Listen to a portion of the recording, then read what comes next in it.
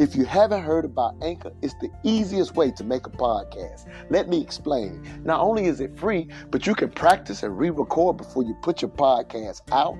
There are creation tools that allow you to record and edit your podcast right from your phone or computer. Anchor will distribute your podcast for you so it can be heard on Spotify, Apple Podcasts, and many more. You can make money from your podcast with no minimum listenership. It's everything you need to make a podcast all in one place. I highly recommend it. Get started today with Anchor. Download the free Anchor app or go to anchor.fm to get started. Again, that's anchor.fm to get started.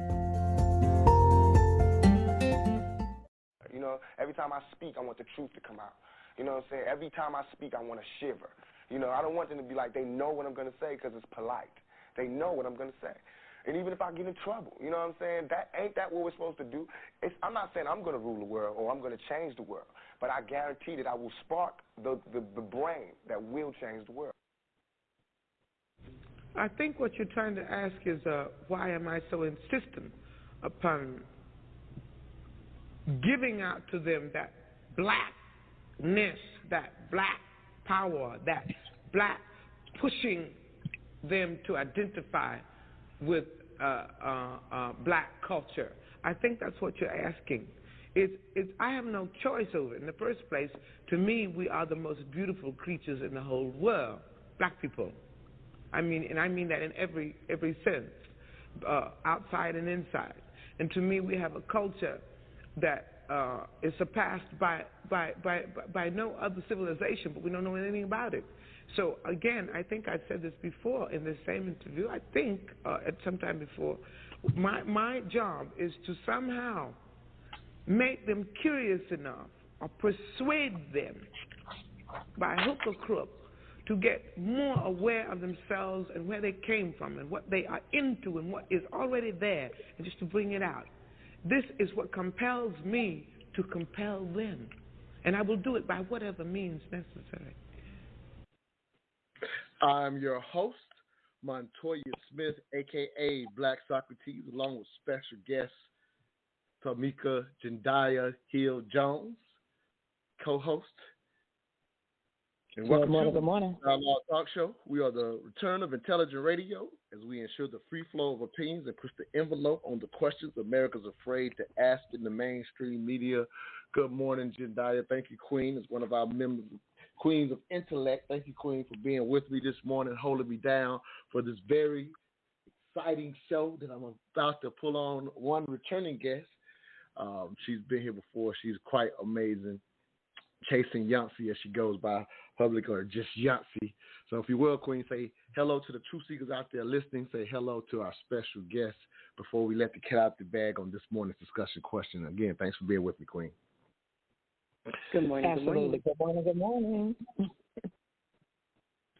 Absolutely. We also have another special guest. I hope we can get him on the line. I was trying to, hopefully we'll get him live on the air as well. Vaughn, if you're out there, again, brother, I'll just text you and say, hey, call back in. Let's get this thing going because I want to get everybody on. But in the meantime, YONCI, again, you've been with us, Queen. But if you will, say hello to the truth seekers. Hello to my co-host, JENDAYI.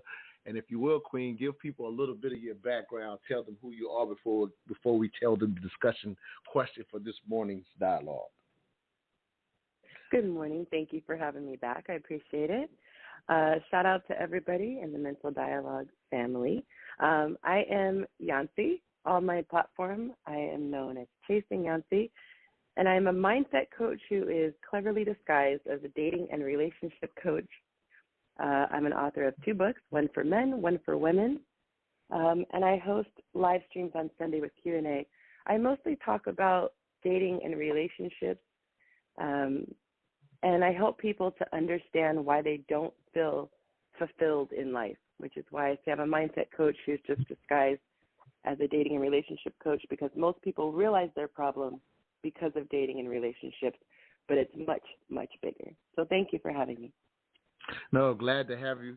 Let's see if we can get my brother Vaughn Says live. I've had a couple technical difficulties with him. Vaughn, I'm bringing you live again, King. Are you with me? Say hello to the truth seekers if you are. Give a little bit of your background. If I can't hear you, I'm going to recommend that you call back in I'm hoping everything's okay with you, brother. Can you hear me now? Yes, I can hear you now, brother. All right, we live in 3D. All right, sounds good. Oh, we got. Oh, you might have the show in the background. Do you have the show in the background? Because you're going to have to turn it down or so. Yeah. How's that? Is that better? Yes, much better. All right, there we go, brother. So yeah, if you will, say hello to the truth seekers out there listening. I got JENDAYI and YONCI on, so we're going to have a full panel for this morning's discussion question. I'm going to go ahead and let people know why are there so damn many relationship coaches, and you are a relationship coach from what I understand, but if you will, tell the truth seekers your background as well so we can get started with this morning's discussion question. Glad to have you on, King. Yeah.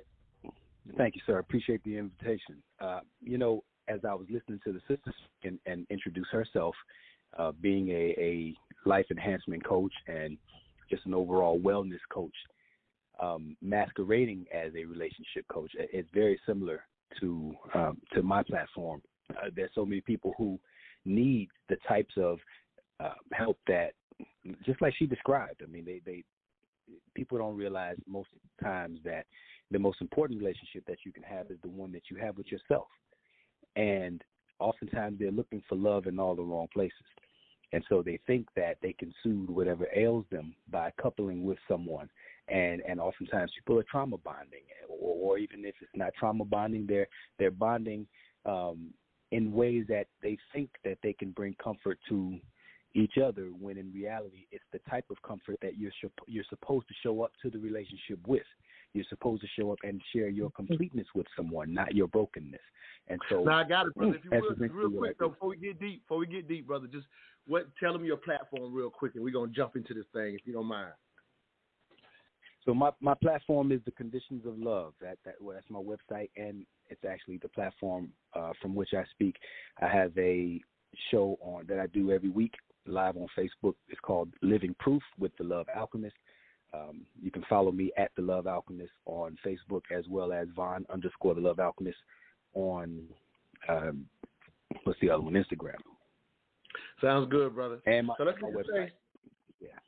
Yeah, and then we'll definitely get that out too again before we let you go. But thank you for being with us this morning. So let's go ahead and get this thing started. We got our first break that we're going to come to in a few seconds, but we got a few minutes before we go to the break. And so, JENDAYI, let's start off like we always start. And if YONCI and Vaughn, if y'all will follow her lead. And so the way we start this morning's show is always very simple. What was your initial thought when you heard the discussion question worded specifically this way? So why are there so damn many relationship coaches? And it's just the first initial thought. Don't go into the secondary thought. We keep this quick, get the show started, and we'll come back and get hot and heavy into the discussion. But JENDAYI, when you first heard the question that way, what was your first initial thought? My first initial thought was, are there too many damn relationship coaches? Okay. So that was my initial response. I could dig that. Mine was hell yeah. YONCI, I'm turning it over. Yeah, YONCI, I'm turning it over to you. What was your first initial thought? My reaction was, yes, there are quite a lot of people in this space. Okay, and then I think I heard Vaughn jump in and say, hell yeah. So both of you who are actually relationship coaches, y'all actually are of the thinking that, hey, it's too many of y'all. And then I got JENDAYI on the opposite end saying, are there? So that's pretty interesting. I'm so sorry. I'm so sorry. I didn't say too many. I apologize. I was saying, yes, that there are a lot. I acknowledge there are a lot, but I would not necessarily say that there are too many. Okay. I can dig it. And then, Vaughn, you were saying, hell yeah was your initial thought, huh? Yeah, I think it's way too many. First of all, I think it's, I don't know if you want me to elaborate, but yeah, my answer is yes, emphatically yes. Okay, I can dig it. Let me ask this real quick before we go to the break, because you say that. How long have both of you been doing? You give me that info. We'll go to the break, and then we'll get started with the show. Mine is 7 years. Thank you. All right, 7 years for YONCI, and how long have you been in the space, Vaughn? In the official space, I've been in the official space for about 5 years as far as social media and this platform is concerned, but I've been dealing with it for the better part of about 25 years now. About 20, a little less than 25 years, about 20 years. Okay, so both of y'all got some time in. So, yeah, very interesting to see your thoughts about being a lot. Or I got Jendayyi. I definitely want to hear your thoughts coming out of the break on, in a sense, you asking, are there too many? That was your perspective. So that's definitely a different perspective. All right, let's go to this first break, get this thing started. And this will also, let me give the number out because we're definitely going to have some people that want to get in on this show. This morning's discussion question: why are there so damn many relationship coaches? If you want to get in this morning, you will have to call us at 646-787-1691. You will have to press 1 to let us know you want to speak. We'll be right back. All I ask is that you think.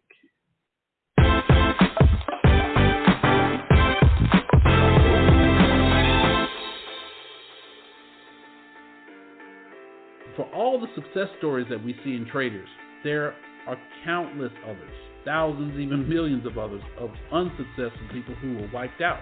Again, that money had to come from somewhere. These are the first questions that keep you in the game because, again, what trading is not a game. Trading is a practice, it's art and science in a way that if you do it correctly, you can make money. This course is designed to help you as a trader, as a young, burgeoning trader, or if you've had some experience and maybe some difficulties in trading, to understand the elements that are involved in what makes trading as hard and competitive, and hopefully see some of the success that you probably thought that you would have in the first place. I've noticed is that there's a lot of information that kind of teaches women how to manipulate a guy into getting what she wants. And this is a really dangerous thing because at the end of the day, women want to be loved, cherished, and adored. And if a man is not head over heels in love with you, he's not going to even come close to making you feel that way. So the best that we can do is understand where our power lies and learn how to harness it. Now, the number one thing I have to say before we officially get started is that self-love is the most important foundation anyone can have. And the reason why I know this is because I have experienced it firsthand. I used to have a sense of desperation, and I like to say that it's considered a dirty little word, but we ought to get more comfortable saying with it if it applies. How do you say it? Only the hit dog hollers? Anyway, I was that hit dog, and I realized that there was a disproportionate desire for a relationship in my life, and I put way too much emphasis on a man coming and saving me from my dull life.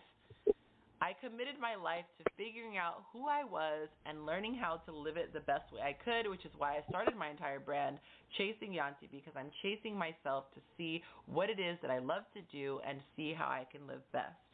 I recommend that if you find yourself extremely depressed about your loneliness, feeling like you are obsessed about your singleness, or constantly dropping the bar so that you could get whatever guy to give you attention, you might want to start there because that's the most important thing.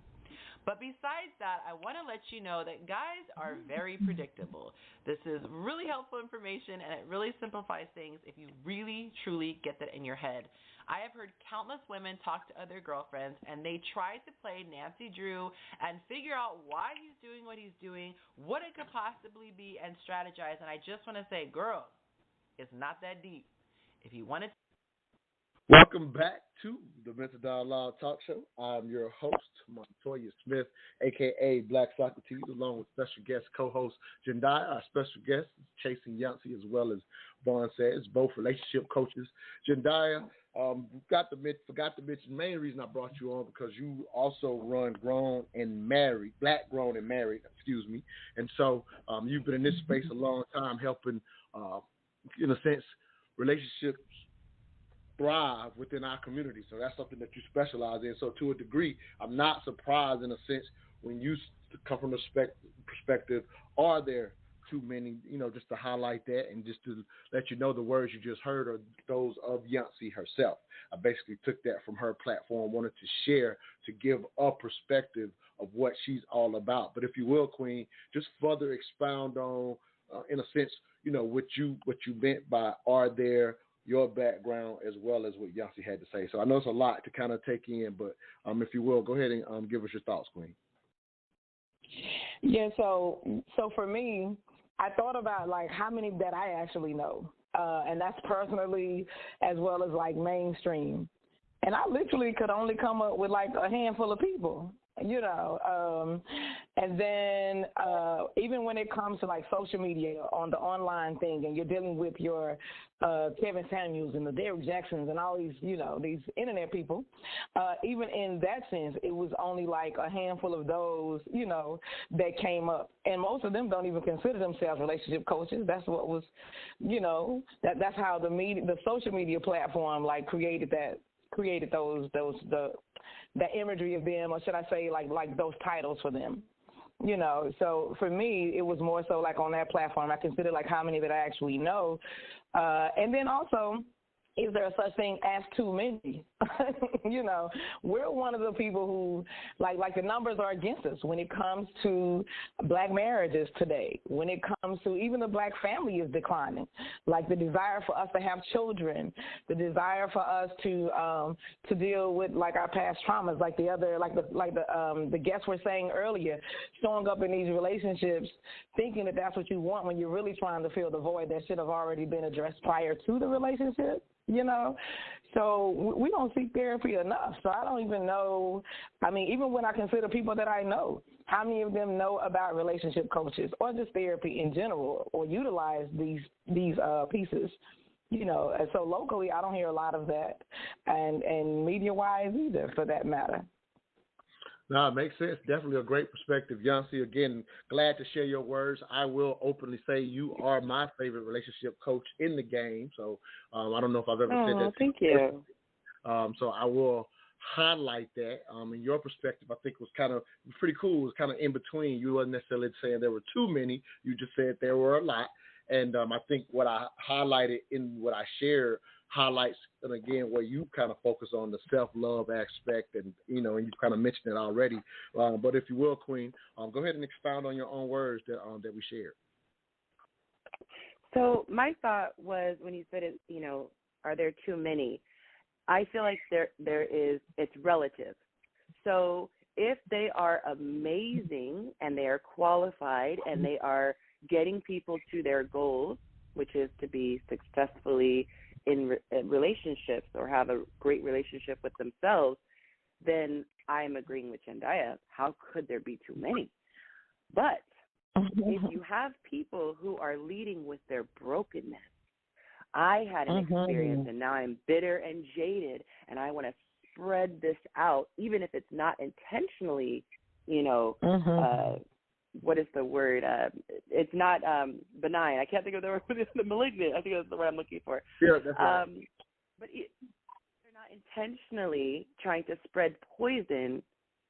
They have to understand that this platform, whether it's media, is a powerful platform, whether it's television, internet, books, podcasts, any platform is very powerful, and there are so many vulnerable people who are grasping at whatever they can get. And if it seems good, they're going to hold on to it. I hear people say, Yonci, I listened to your stuff, and I heeded your advice, and I've changed my lifestyle. That is a huge responsibility on my shoulders that I don't take lightly. And so if somebody is jaded, there's a possibility that they are teaching that. And I'm not going to say his name because I refuse to say his name publicly. But there is a man who has a powerful platform, and he has started a massive movement within the men's community, predominantly black men. And he admits openly that he used to love and adore women until he was hurt. And he has decided from that point on he will never get gotten again. And now he only refers to women as bees and hoes, and he teaches men how to extract what they need from the female, you know, gender, as opposed to loving them like queens. So that, to me, that is an example of too many if they are leading people astray, from my humble opinion. No, I love it. And the thing is, I wouldn't even go. I like how you said it was relative. Yeah. See, so even in that situation, then if we're going to keep it relative, it's not so much that him and maybe others like him in that situation, and maybe some ladies are doing the same thing, are too many, again, just using your term, but it becomes relatively because they're not taking their responsibility serious as you are. Vaughn, your thoughts, because you were the one that said, hell yeah, there are too many. So I want to let you expound on that. And we have a caller that wants to get in as well. So go ahead and give us your thoughts, King. Yeah, I love the first two responses. The ladies laid it out beautifully, and I think that's it culminates the point that I was going to make as well. I think I won't even go back over what they said. Like I said, that those were beautiful answers. And then I think the point that I would only add to that, and the reason that I say emphatically yes, is because our standards, our desires are high, but our standards don't match the desires. And so we have a lot of people who enter this relationship coaching space, this marriage counseling space even, where it's just a good profession. It pays well if you do it right. But just like being a pastor, I remember when I was growing up, there was a saying that, the pastor was a man of God. He was called by God. And in reality, we learned today that there are a lot of pastors who weren't, quote unquote, called by God. They're just doing it because the pay is good. And I think it's very similar in the relationship space. You have a lot of coaches out here and even a lot of relationship and marriage counselors out here who opted for it because, they felt like they could master the field. They felt like the information is good and then also that the pay is good.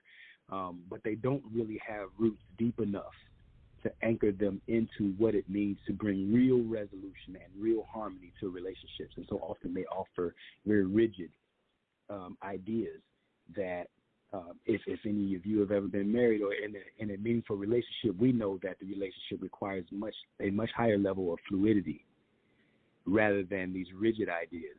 Mm-hmm. And so I say it's too many because there are too many people here that just simply don't know what the hell they're talking about. In addition to what the sister who, I forget her name, just spoke right before me, how you have a lot of people out here that are sharing their pain and it's masquerading as helpful advice. Mm-hmm. I got it. Yep, absolutely. We got a couple callers, so let's get to the callers. Area code 217, last 3712. Give us your name, where you're calling from, and your 3 cents on this morning's special question. Josh from Chicago. All right, Josh from Chicago. What you got for us, King? Well, I was just going to say that that's actually really interesting. There's a lot of play there. You guys are bouncing around a lot there. I'm like, what was the initial thing that I was going to bring up? I think that I know. I'm sorry, my buddy. I'm sorry, guys. Yeah, you're good. I can let you get back in if you need to. So you good? Yeah, if you want to, I can let you come out and come back in. It's up to you. We're an easy show, man. Can I mute out? I'll come back in. I'll come back in about 5 minutes. So I'll mute out. What you do is, let me tell you how to do it. Hit the one, come off the one, and then go back on the one when you're ready to speak again. That makes sense. So when I let you go, just hit the one so that I can bring you back up when you're ready to come. Okay. Okay, let's go to the next call. 323, last 3606. Give us your name, where you're calling from, and your 3 cents on this morning's discussion. Yeah, my name's Joe from Montana. I like the topic. Why are there so many damn relationship counselors? There's about 4 or 5 of them that appear on Blog Talk Radio. One doesn't appear anymore. The other 3 or 4, they only appear like on a semi-regular basis. But from talking to them, you would think that they, being in the healthcare field, they would know how to handle callers better. But I'll give you one prime example of one that she was actually nice. But I had asked her, I said, okay, because her particular thrust was men should be glad that they're men so that they can please their women. And when I asked her what the women bring to the table, do you know what she said? They bring the beauty. Okay? That's it. They bring the beauty. Don't have to bring anything else. And I'm not even talking about cooking and cleaning, because most women have refused for the last 25 years or so to do that. But to bring the beauty, in other words, there's no accountability for what they do, for what they say. If they act irresponsibly, it's their right to change their mind. They just have to be beautiful. and I think men know, and a lot of men don't even get credit for this. When men marry so-called good-looking women, the trophy women, you all know what they look like when the makeup's off. I don't have a dog, but if I did, his ass would be better looking than most of them. Damn! They do not bring the beauty. Man, I gotta tell you, Joe, you sound kind of mad if the dog prettier than the trophy wife. At least give them that credit. They got a good-looking one. Give them that much credit if nothing that.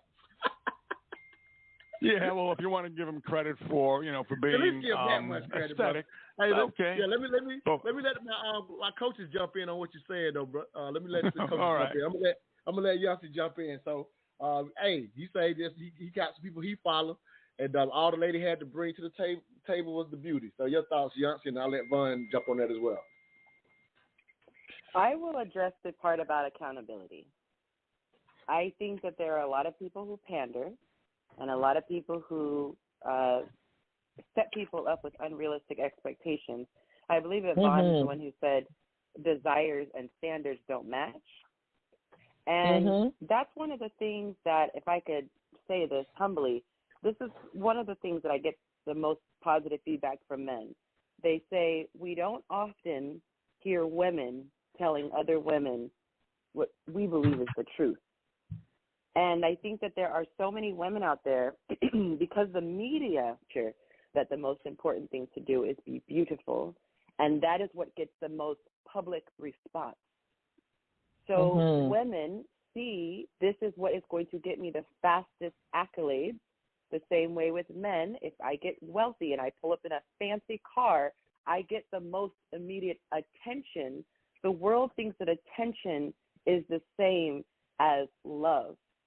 So that is why the women do that. So a lot of these people talk about, honey, you are the table just by being beautiful, and he should be lucky to be in your presence. That's why that's there. But I do believe that there needs to be accountability. And that's the number one thing that men say that is a turnoff to women. And that, I'm going to shamelessly plug my book, First Date 101. That's the number one thing that they talk about is attitude. I don't care how beautiful you are and supposedly how much fun we're going to have. If you have a funky attitude, which is the attitude of entitlement, that is like leprosy, and men hate it. So not to go on a tangent, but I definitely think that there you're is fine, Queen. A lack of there's a lack of accountability when it comes to women. And unfortunately, the women are also not being served because they're being beautiful. They are pretty, and they're getting these first dates or these first conversations, and then they don't know why these guys are ghosting or not calling back or simply using them for booty calls. Vaughn, your thoughts? So I think that we need to be more responsible. Yeah, I agree with what she said. I have no problem whatsoever. I think also, foundationally speaking, we just have some very unhealthy ideas about what it means to relate to each other, men and women. And so I think that just as much as there is a lack of accountability on the part of women, there's also a lack of accountability on the part of men. And there are a lot of men who refuse simply to be held accountable just because they make enough money. They make more money. And many of us, when we make enough money, it no longer qualifies or is classified as cheating. Now it's just we're exercising our options. Right, and that's unrealistic in and of itself. There are a lot of men who think that just because they make a lot of money, that automatically qualifies us for some of the most beautiful women. And in reality, we're not showing up with an improved or an increased level of relatability to the woman. We're just showing up with enough trinkets that shine bright enough for many women to overlook some of those things that they wouldn't overlook if we didn't have as much to offer them. Right, so there's a concept called complementarity, and it basically speaks to two differently and uniquely qualified individuals showing up basically to make each other's lives better. So in my marriage, for instance, there are things that my wife is absolutely excellent at, like spatial awareness. Let's just use that as an example. I can't stock our trunk or pack our trunk in our vehicle to save my life. But she's like a world famous Tetris player. He can make all this stuff fit better than I ever could. Now, there was a time where I would say, you know, I'm the man, I'm supposed to do this, right? That was my ego speaking. This is me in my early 20s. But the reality is there are just some things that she's simply better at than I am, and vice versa. There are things that I'm better at. And so this, when I say foundationally speaking, we're not taught these ideas that we're supposed to show up willing to make the other person's life better, whereas instead everybody's looking for what they can extract from the relationship. And I'll end there. No, I love it. Now, that's the most important sense. That's one of the most important senses I've heard since I've been on the show, because it's something that has to deal with mutual reciprocation. If a person isn't willing to try to please their partner, then what the hell good is being in a relationship? You've got to be able to try to want to please him or her, and the other person has to want to try to please the other person as well.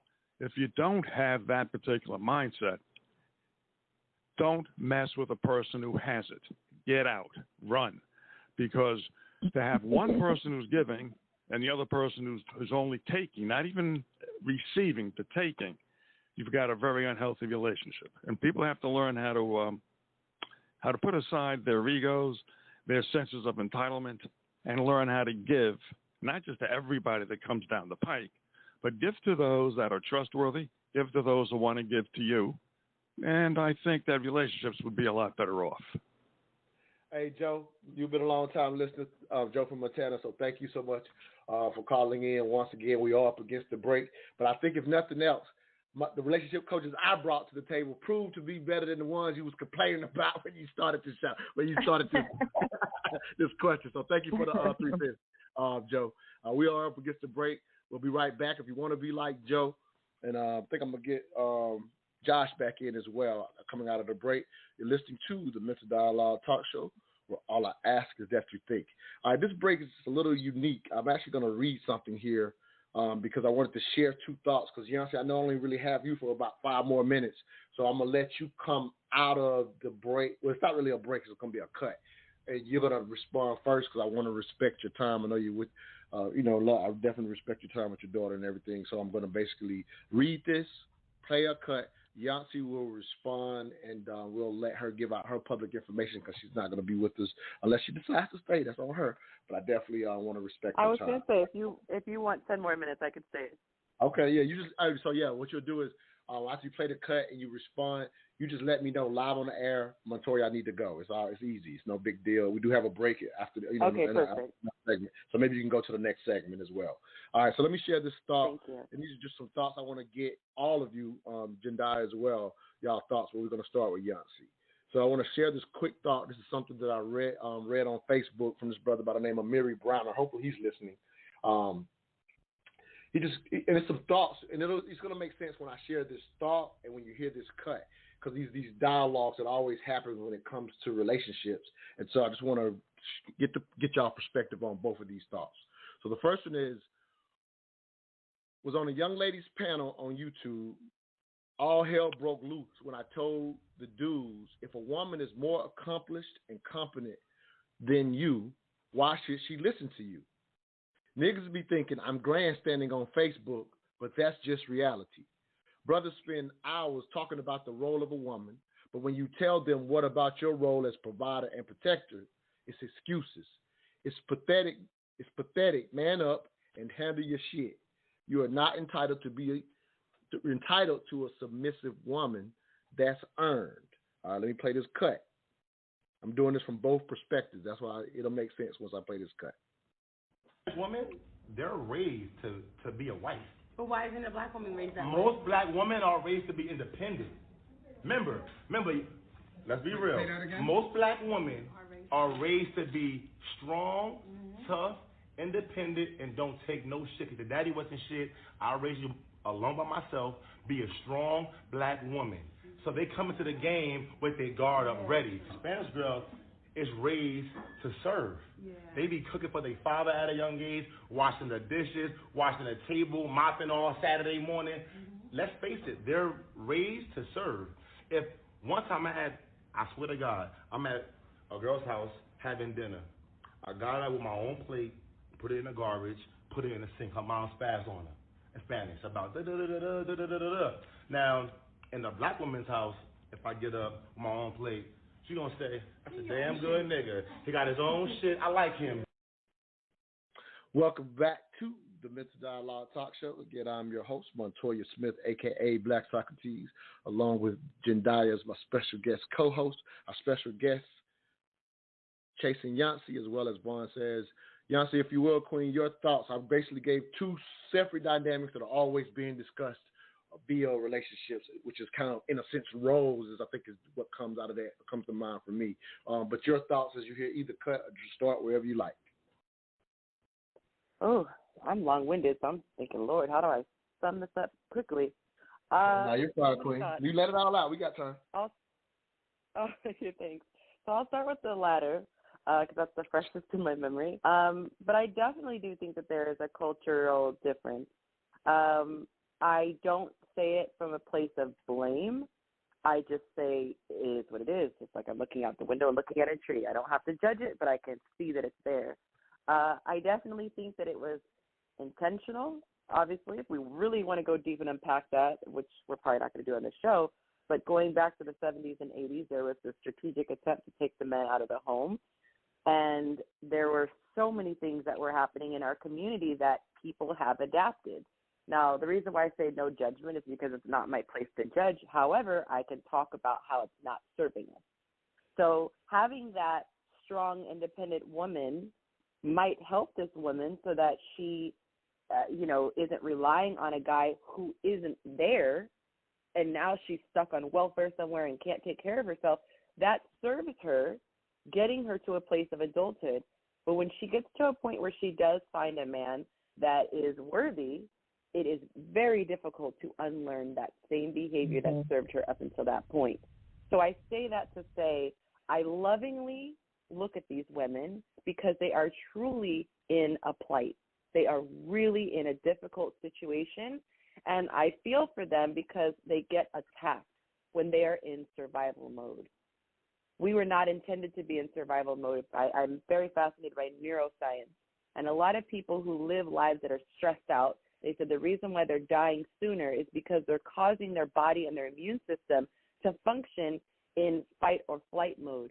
That was intended to be a very quick thing that our body goes through for our central nervous system in order to quickly escape danger, imminent danger, not danger that's 3 miles down the road or 10 years in the future.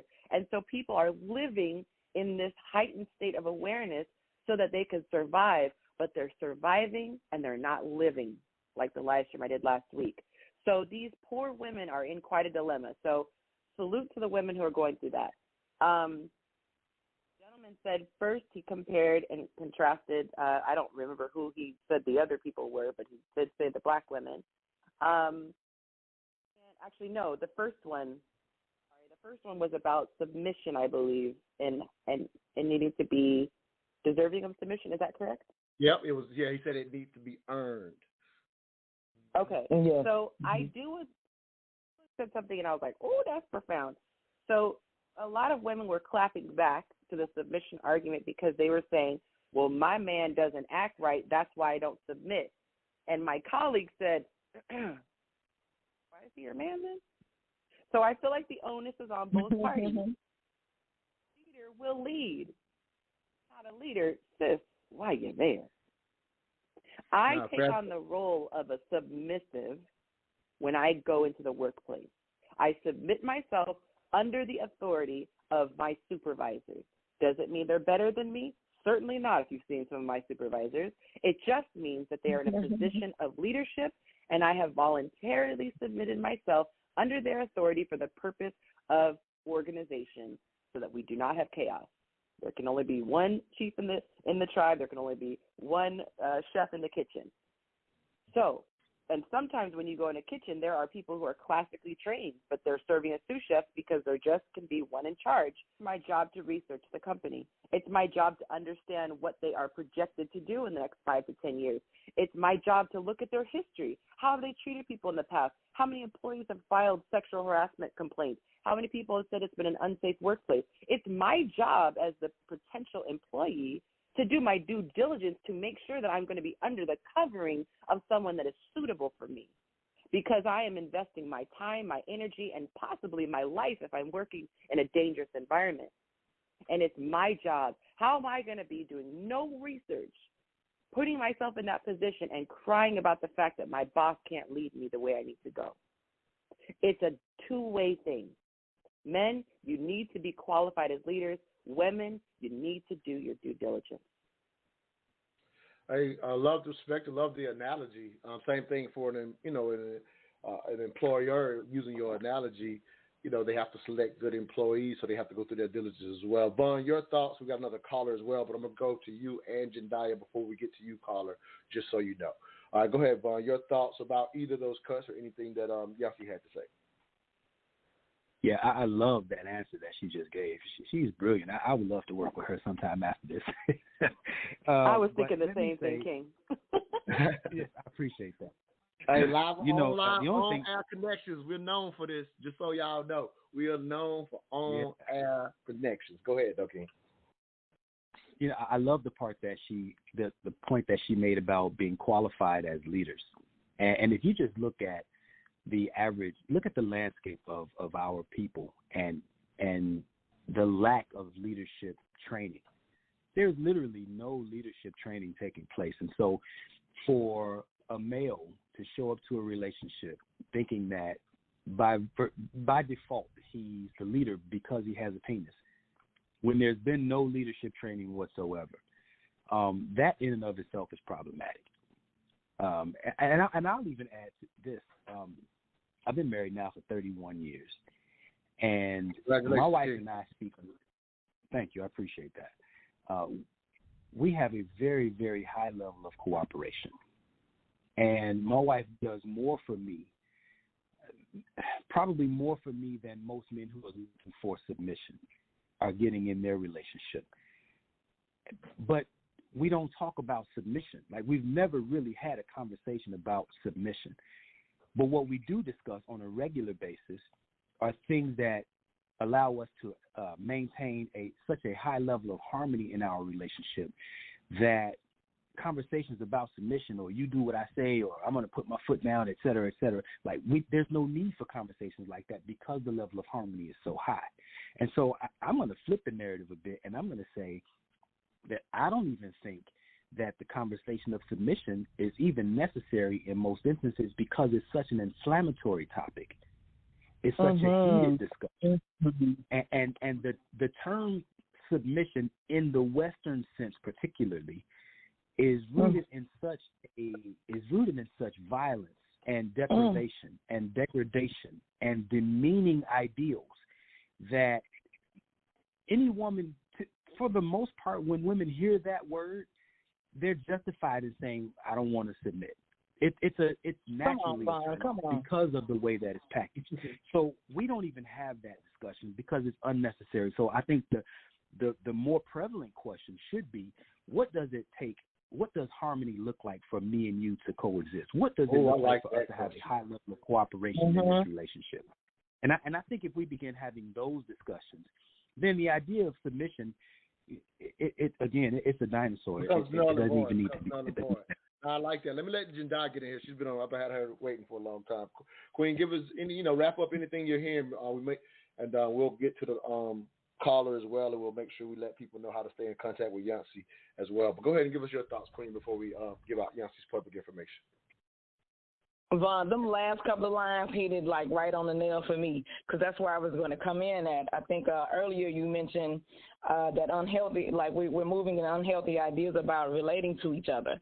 And so understanding like what you just said when it comes to submission and the roots of that, like is like really important for us. So going right into that quote earlier where the brother was about, he was saying how does a brother expect for a woman to, to follow his lead? When it comes to leadership and relationships, that pendulum swings both ways. It's about balance and harmony in relationships. There are going to be some things that she's going to be better at than he is and vice versa. So the roles of leadership and even submission, those are interchangeable in relationships. And me personally, listening to both quotes on that end, we spend too much time going back and forth about what the other one isn't getting right and it takes away from the ultimate goal. And that's what, as Vaughn left off with, understanding like what it takes for the harmony for us to coexist.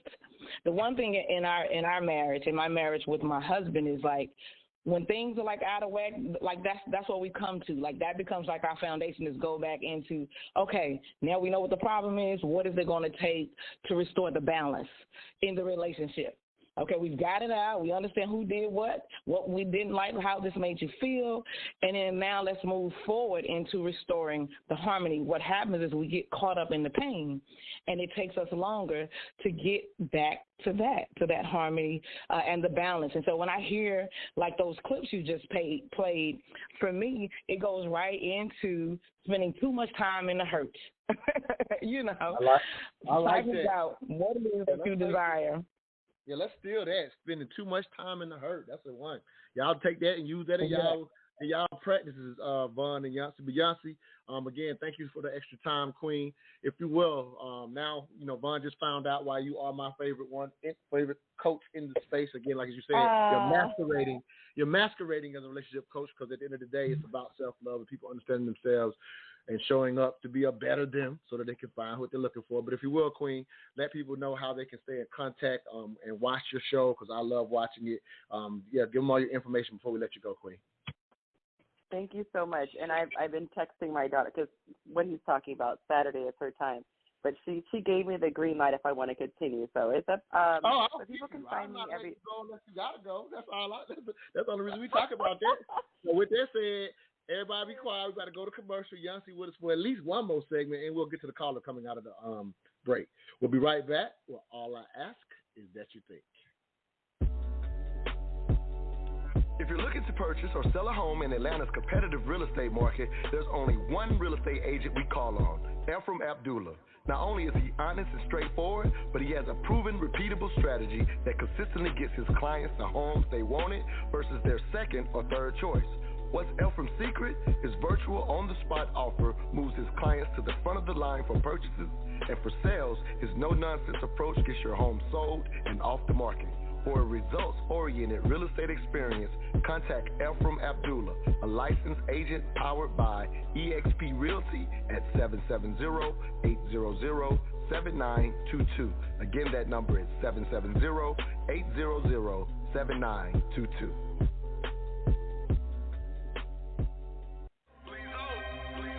Are you intimidated by money? While this is a question most people never think to ask themselves, but when forced to think about it, many people realize they have unrecognized fears that truly affect how they deal with money. If you want to learn more about money and the fears that keep you from prosperity, join us for Making Money Matter Mondays, where money meets mental health with personal finance coach Ashley Thomas and psychotherapist Dr. Katrina Pitts. Every second Monday of the month, find out if you're intimidated by money and what to do about it. To receive a link to this free Zoom event, please DM the Making Money Matter or the Mental Dialogue Instagram pages, or contact 404-604-9477.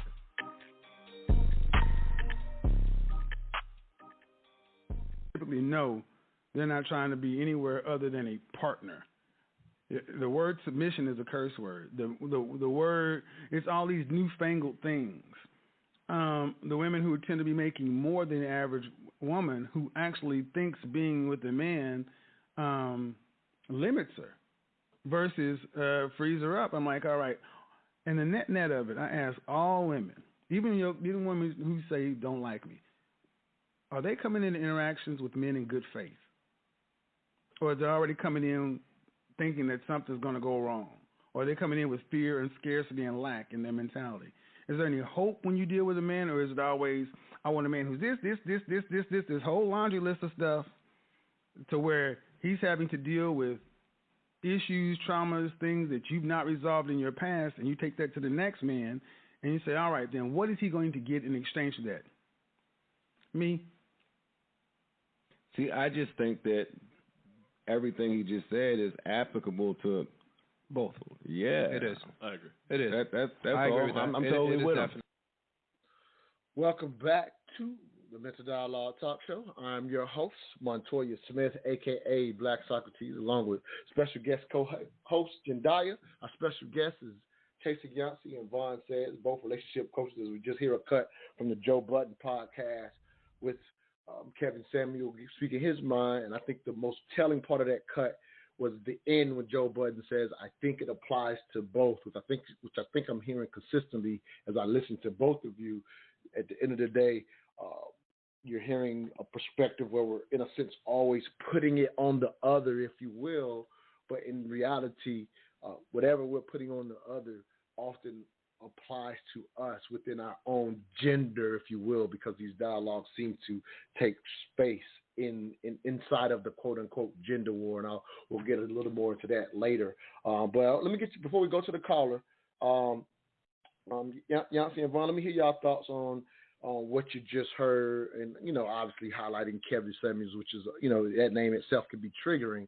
But at the end of the day, I like I said, what Joe Budden said, at the end of the day, even that perspective that he was given, he goes, no, I think that applies to both. So, Yancey, I'll start with you real quick, Queen.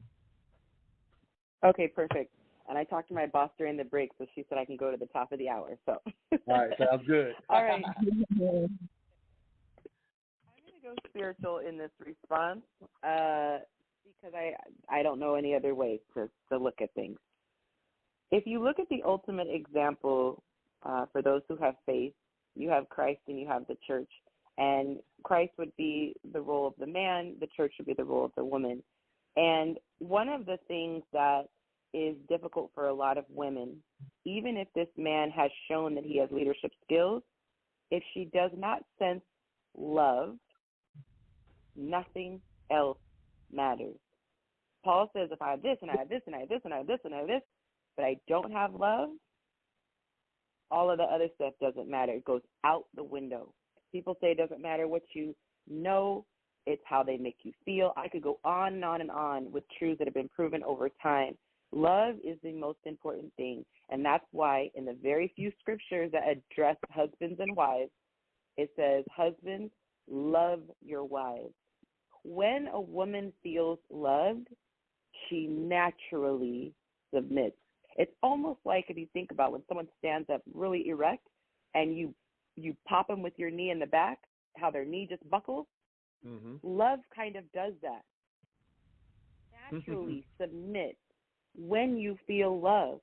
And the man doesn't have to say, just like Vaughn said, he doesn't have to say, wife, get in the car, pack these suitcases in the trunk. He's not going to do that because he has created a loving space, and the wife feels like it's her honor to do this. Oh, I know how to do this. I can serve my husband by doing this. And in serving my husband, you're serving the whole marriage, which everyone benefits. The problem that I have today is that so many men feel that they have the qualifications on paper, but their spirit is garbage. Their spirit is so unloving, and they come across as dismissive. They come across as chauvinistic. They come across as ungrateful. They are belittling. They are minimizing her to a sexual object. They're seeing her as a trophy wife as opposed to an actual person with feelings and a spirit. That's, to me, the deeper issue, and that's why I say it's a spirit thing underneath the surface stuff. When I feel like you would love me to the point that you would give your life for me, because the Bible says no greater love has a man than this, that he would lay down his life. If I feel that my man would die for me, the heck do I care about making his plate? That is the least that I can do. And it's not because he's requiring it. It's because I'm going to be searching for ways that I can serve my man, because I feel compelled to somehow, in some capacity, give an inkling of that love back to him that I've been giving. Yeah, it sounds like what you're saying. Go ahead, Jedi, please. Go ahead, Quinn. Yeah, so I have so the question that I have for you in retrospect, because I'm hearing like what you're saying about the issues like for women is if like she doesn't sense the love, nothing else matters, and if the love is there, then she's willing to be, submissive. She's going to, naturally respond that way. What is the issue for men? Like, what is that? Because what I hear for the women is the feeling. What is it for men, that would... I'm glad you asked. You know what I'm saying? Like, so, yeah, I'm glad. you hear what I'm saying? What is that I in the vice do. versa for Thank you, the because I men? did leave that off. Their knees buckle is respect. Oh, my God. When a man feels like this woman respects him, his little toes curl. If he had long hair, it'd be flapping back. Men love respect. And I'll give you a quick example, because people think of respect like, yes, sir, yes, daddy. Like, no, they don't want this patronizing, okay, boss, okay, chief. No, it looks like this. He speaks. He actually gives the wrong information, right, in front of a group of people. Yeah, our date's going to be this, da-da-da-da-da-da-da. He pulls him to the side, not publicly, and says, baby, it's actually on the 12th. And then he gets to bring it up in the conversation after it comes around. Oh, you know what? Actually, guys, it's and he might even say it. Oh, my wife reminded me it's actually the 12th. The opposite of that would be, no, man, your memory sucks. Man, it's the 12th. These little things. And I gave intentionally an insignificant example, but there are little things that women do to undermine the man, jokes about his size, jokes about his intelligence, jokes, if this was on video, you would see I have air quotation marks with all these jokes. These men are being emasculated. They are being belittled, and they go out into the world every day and they're being put down. Don't add the black component to it. But men are being attacked every single day. They're struggling. And so when they come home, proverbially speaking, when they're with that woman, they want to feel like they are a king. They want to feel like their chest can be puffed out, and not a bravado. Like I said, it's not a patronizing thing like, oh, there, you little king. No. She literally is like, that's my man. This dude goes out and puts himself out there every day to provide so that we can have what we need. Yeah, I have my job, but that's because it's fun and it's my hobby. But he's got this. If something were to go down in the middle of the night, my man's got this. So she would be horrified at the idea of her man not receiving the most honor possible. And she wants to do everything that she can to make him look good. She's going to grab that lint from off in his jacket before that interview. She's going to make sure his hair looks good. She's going to make sure that he's respected and people put respect in his name. She's going to do those things that make her man feel like the man. And if you think about it, that relationship model is a mom to her son. Oh, there's nothing. Oh, don't mess with the mama and her baby boy. It's to the point where sometimes it can become toxic, okay? She respects and reverences that king, and you can't tell her nothing. That is a man's dream. I'll keep it PG. That is a man's dream. Correct me if I'm wrong, because I'm not a dude. I just listen to men. But that is a man's dream to have. Because I want to take care of your time. But I got to let Vaughn, with 31 years of experience, give a 1-minute answer. Then we're going to turn around and let people get your public info. And then the two callers that I see, we'll get to y'all coming out of this top of the hour break. But Vaughn, if you could give us a 1-minute response to what she just broke down as a woman, how we feel, and that respect is the thing that buckles our knee. I like that analogy. But your thought, can you give us 1 minute, brother. We'll let you get more thoughts out of the break as well. Vaughn, did we lose you? We may have lost Vaughn there. He may have muted himself. No. Okay, we lost him. Yeah, we lost him for a second. All right. Okay, he's back. Let me get him back real quick. All right, Vaughn, do it in 1 minute because I got to make sure I take care of her public information before she goes. Yeah, I think she hit the nail on the head. I think respect is very important. Now, here's the one thing that a lot of us don't realize when it comes to that. I think love is enough, but only in the sense that love is not just a feeling. Love is also about what you're willing to do, the sacrifices that you're willing to make, how you're willing to show up despite how you might feel. Like that's the culmination of what love is, right? And so there is a whole struggle around the idea of being black. So blackness in and of itself is a struggle. So it's imperative and incumbent upon the man to understand that not only are we going through a struggle, but our feminine counterpart is also going through a struggle because society's been telling her she's ugly since she was 5 years old. Right. And so for her to show up feeling beautiful and being inspirational, that sometimes is a challenge. And so we got to have compassion for that. And then I'll add, and I'm speeding through, so I'm trying to respect the time. But then I'll add this one thing. My wife sends me text messages sometimes while I'm live on air to give me little reminders. Oh, babe, tell him this part. Tell him that part. So she's constantly feeding into trying to make me show up and look as good as I possibly can look and sound as good as I can possibly look while I'm live on there. So here's where I'm going with that. In order for your woman to show up in that respectful way, in that shiny way, and in that glowing way, there's some things that you got to do. You got to continue to also pour into her so that she feels good about the relationship that she's in. It's not just the one thing, she just shows up and she organically does these things. If your woman doesn't also feel good about the arrangement, you don't get those things, that respect, and so on. So I'll pause there because I know you got to. No, it makes sense. All right, Yonci, thank you for the extra time. Tell your boss we appreciate her leniency on today's show.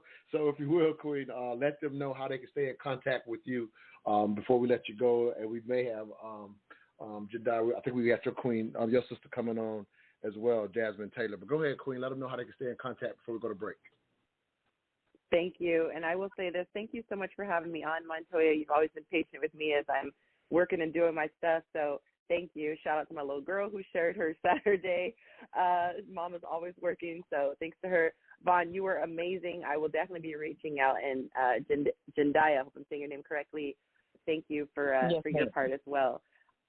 Everyone can reach. If you just remember Chasing Yonci, you'll find me everywhere. So chasingyonci.com, Instagram, Chasing Yonci, YouTube, Chasing Yonci, Facebook, Chasing Yonci, TikTok, Chasing Yonci, Twitter. It's not really worth your time, but still Chasing Yonci. Thank you guys so much, and I pray that everybody listening to this show listens to your spirit, and if it feels empty, the only place you can get full is through God's love, and then man gets the extras and gives you of his extra. Thank you so much for having me, guys. Have a beautiful day. Thank you, Queen. Yep, I missed one of the callers, so I do apologize. Josh, we're coming to you out of break. We'll be right back. You're listening to the Mental Dialogue Talk Show, where all I ask is that you think. Are you intimidated by money? Why this? Hey, where did you get that hat and t-shirt? I like that. Oh, I got this at moneymotivation.com. It's fresh, right? Yes, and I love the message on it too. You are the hustle, huh? That's what the shirt says. I am the hustle. They embody the entrepreneur spirit, and what I like the most, it's more than a brand. It's a lifestyle for those who want to put in the work and expect to have the finer things in life. I also follow them on Instagram. Check this post out. If you believe money is the root of all evil, you're using it wrong? Or how about this one? Excuses make $0 an hour. I like those. What's their IG? At moneymotivation.co. But do they have any ladies' gear? Yes, you're going to love the clothing line they got for the ladies. Matter of fact, pull up their website, moneymotivation.com, and I'm going to get you a few things so we can both look like money. Everywhere I go, and everywhere I be, I don't even talk, they still know it's me. 'Cause I look like money, smell like money, talk like money. Have you heard about that podcast, Mental Dialogue? It's so good it should be illegal. But if you missed the live show every Saturday, 10 a.m. to 12 p.m. Eastern Standard Time on Blog Talk Radio, be sure to catch replays on Spotify, Apple Podcasts, Stitcher, Podbean, and all other streaming platforms. We are the return of intelligent radio, and we are the best in the world at having hard conversations on race, sex, gender, and business in the African American community. And remember, all I ask is that you think.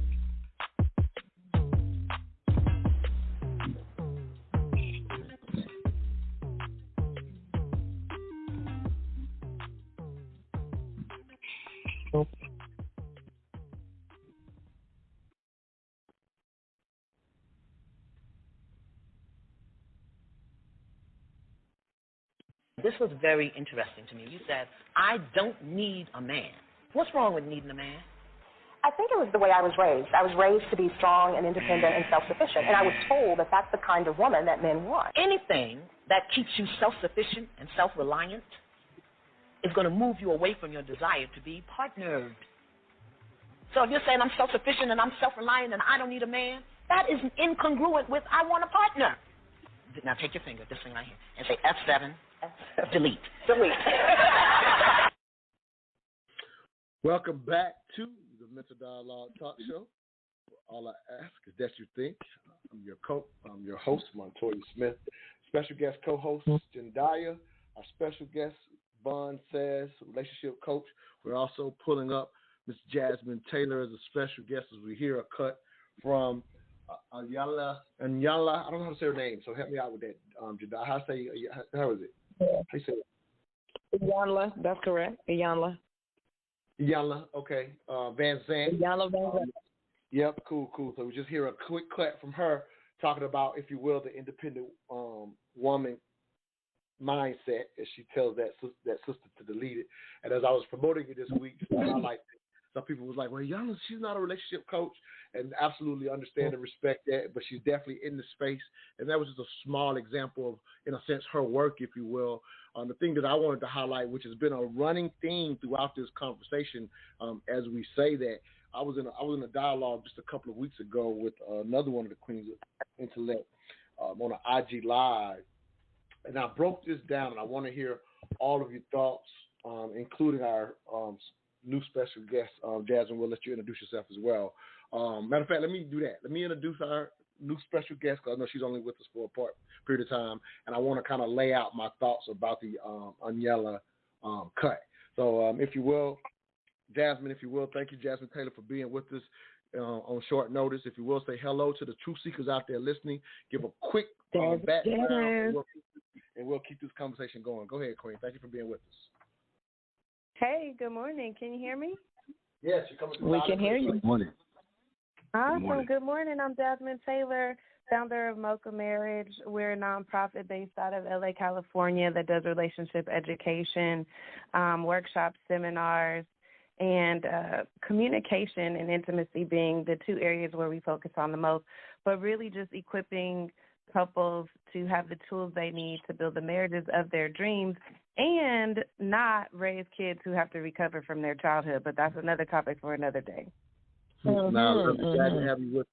Sounds like JENDAYI pulled you up. You know, I definitely count on the community club. We always have people who have been vetted and show up well to help our people get better at what they do. So glad to have you on, Queen. This morning's discussion question: why are there so damn many relationship coaches? Again, back to the Anyala Van Zandt cut. Not to make it again about the independent woman thing, I want to highlight this. So I was on this dialogue again with another Queen of Intellect on the IG Live, and something I said on that show was, in a culture in which our sisters are raised, as we heard in that cut, to a degree, not all, but to a degree, a lot of our sisters are raised to be independent, and we've highlighted some of that in the first hour. What I said to the sister on the IG Live, I said, here's the saddest thing about that. I says, to a degree, our society expects us as men, in a sense, to be able to make it on our own. There's obviously, with things that have happened in our community, as VAUN has highlighted, we're not necessarily learning our leadership role, if you will, because, again, manhood is not, as I always say, manhood is not automatic. It's taught. You know what I mean?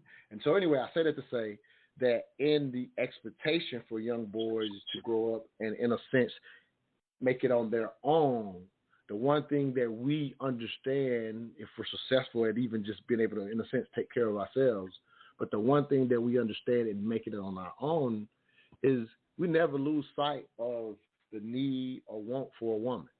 Like, that's not part of our consideration. And the reason I was pointing it out to the Queen was to highlight that in our sisters growing up to be independent, there's this association of not needing a man, and men who, again, are expected to make it on their own, we never associate that we don't need you. And so I just wanted to kind of throw that out as something to think about in this conversation. Jasmine, we'll actually start with you as our new special guest. Just your thoughts about that in reference to this morning's discussion. Yeah, no, it's a really complex conversation that I think is definitely much needed dialogue in our community. But I think it all goes to, the systemic breakdown of the Black family and people essentially assimilating and going, creating survival mode, right? If Black men are incarcerated at higher rates than others, if 72% of African American children are being raised in single family homes, and the black woman is the one that is home doing that raising, and you have to survive, then you have to get your mind right. And not saying that the mentality is correct. I'm just saying, you know, you can see where it came from. You can see why it had to be, it was adapted. And I think the question of the show today about why are there so many relationship coaches ties directly into that, because we need help in our relationships. So the coaches are there, the people are there providing the information because they know that there's a lot of people out there asking the questions.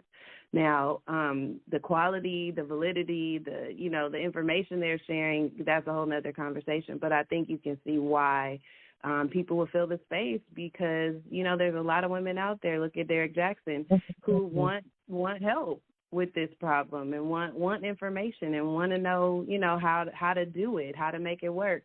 And they're yearning for the information. So I think that's part of what creates this space we have today. No, absolutely. Fast out. Vaughn, you know, what are your thoughts in, like I said, we definitely understand that survival mode and how it came to be. What are your thoughts when I was, again, sharing to that young lady to simply say the one thing that in us as men getting on our own, it doesn't also include that we don't need our women, because ultimately I think to a degree we absolutely understand that we need our women, and in a sense that survival mode for the ladies is there's a badge of honor of not needing us, and I'm just kind of highlighting even if having to do it, even in survival, let's take the message of not needing the other, because at the end of the day, we need each other. Your thoughts, King, and then I'm going to go to Yeah, we absolutely need each other, but I don't think we do a good enough job at communicating just how necessary each one of us is to the other. And so one of the things that when I was growing up, and even now even maybe to a greater degree now, is that we don't have a problem communicating some level of desirability. You know, we want to have sex with our women, but rarely, I don't recall, outside of a few exceptions, there being an overarching theme of how necessary the black woman is to my life. And we don't promote these ideas in a way that makes the black woman feel like a necessary component to the man's life. So in many regards, we have these relationships out here, and we're just, you know, we're trying to find somebody that maybe we can have a good time with, and we're hoping that maybe there's some longevity that comes out of that. But far too often we're failing in these endeavors. And so I would go so far as to say when you find black women at these places where they say, I don't need a man, or I got to take care of myself, et cetera, these are coping mechanisms. These are defense mechanisms, because ultimately they don't feel like that this complementary relationship with a black man is even attainable. And even to the point where so many, the success rate is so low that not only is it unattainable in many instances, but it's also undesirable because of such a high level of failure or high rates of failure. So it's a really confusing dynamic, and many of us, we're trying our best to work through it, but we're just not doing very well because we don't have the tools. And this is what I appreciate about this platform and even the guests that you've had on here, because so many of us are working to undermine this effort that has been set forth to undermine us. So, yeah, I hope that answers the question. No, it absolutely does. I love it. I love that you highlight, because it reminded me, as even when I'm sitting here saying that to a degree, men in their mind understand they need women. I like how you corrected it, because I also say as a product of the hip-hop generation, which I love hip-hop, and this is not, and I just like to highlight coming up in the generation where our entertainment, unfortunately, we are the first young boys who, to a degree, became the fatherless generation, meaning that there were, in a sense, more of us being born outside of the union of marriage, if you will, than inside of it. That is our generation, and it also included entertainment that did say, we don't love these hoes. And so pointing out that, to point this out, is not only did we not see the example, but the power of our entertainment included messaging that has been so absolutely incorrect and detrimental to our community, from the concept of now not only do you, in a sense, have to mature into men sometimes without an example, but I am also a product of having to overcome daily messaging. And so our men now, I'm included, we live out extended adolescence because it's included a message of, okay, could exploit you for a number of years, but naturally, eventually, I do want a woman by my side. I do want to raise a family. And I'm kind of using myself as an example, but this is just culturally what's happened for our generation.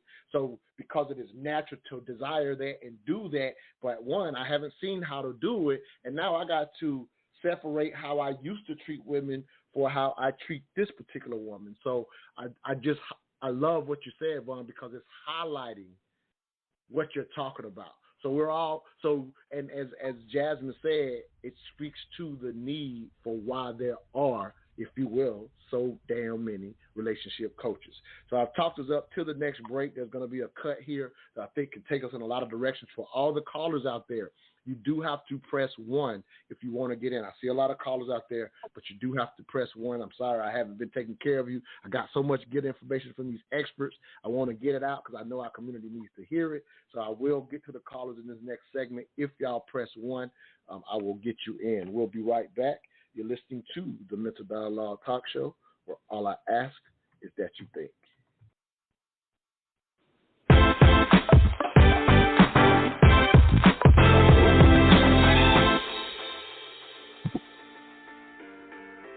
For all the success stories that we see in traders, there are countless others, thousands, even millions of others, of unsuccessful people who were wiped out.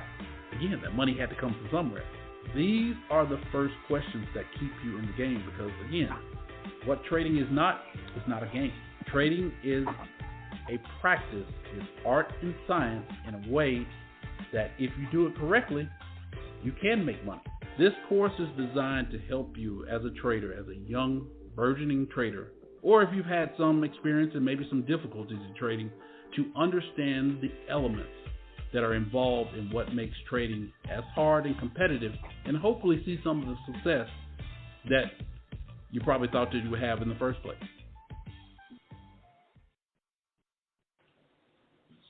Just highlighting a phenomenal black woman.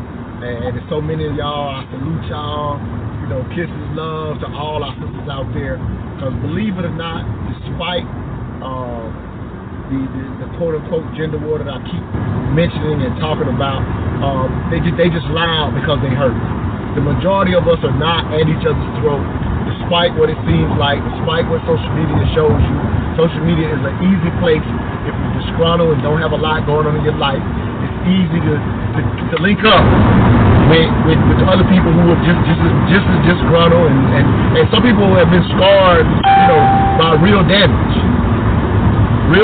So it's not to belittle someone who has been scarred, but the understanding that while it may not be your fault, it is your responsibility to heal from that damage, and that's your own responsibility. And in doing so, if you're able to heal, you can see the world very differently, and there's no blanket black women do this, no blanket black men do this. We cannot put these blankets on our community unfairly in a way that continues to deter us moving forward in a way that's healthy to repair, because there is some repair that needs to be done. Like, I'm not losing sight of that. And as I said on the show in the second hour, my brother Cecile came on the show with us and just talked about how, in the sense, the gender war is growing. It's not as many people as some people may think. It's not as many people in it as you may think. There are more of us that do come together than we realize, because, again, those who are hurt are the loudest. And so because they're loud, they seem bigger than they are. But it is growing. And if it continues to grow, there's a chance to turn around some of the things we would like to see different in our community are going to be harder to do as we allow more people to get sucked into negative narratives about one another. And so, again, I just want to recommend the show, and because of the things that we talked about, there's an opportunity to change the dynamic of continuing down the negative marriage. I feel like one of our role, I'll say my role in the media with the platform of Mental Dialogue, the show, and the club, one of the roles of the media, Dr. Carl Edison talked about those different layers, is we got to be able to talk to our community because we understand, know for a fact, mainstream media is going to keep showing us the dysfunctional in ways that we hate that that's growing. So there's a responsibility for those of us, in my opinion, that are in black media, if you will. It's our responsibility to bring balance and bring those other stories that show us in our true light as well. Mainstream media. Welcome back to the Mental Dialogue Talk Show. I'm your host, Montoya Smith, a.k.a. Black Socrates, along with special guest co-host JENDAYI. I do too many videos from my car, so I hope y'all were able to hear a lot of what was said there. This morning's discussion question, why are there so damn many relationship coaches? Our special guest, as Vaughn says, as well as Jasmine Taylor is on the line with us as well. I haven't been taking care of the callers, so we're going to go directly to some of the callers right now. Area code 678, last three 306. Give us your name, where you're calling from, and your 3 cents on this morning's discussion. Good day. This is Kenneth. I'm calling from Atlanta. And as a relationship coach, I would like to answer that question because people have a lot of relationship problems. And, if your relationship isn't right, I don't care what else is right, you're going to not feeling healthy and feeling strong and feeling happy.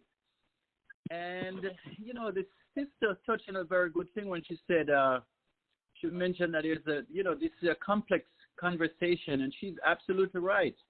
A lot of us are in survival mode, and I agree with that as well.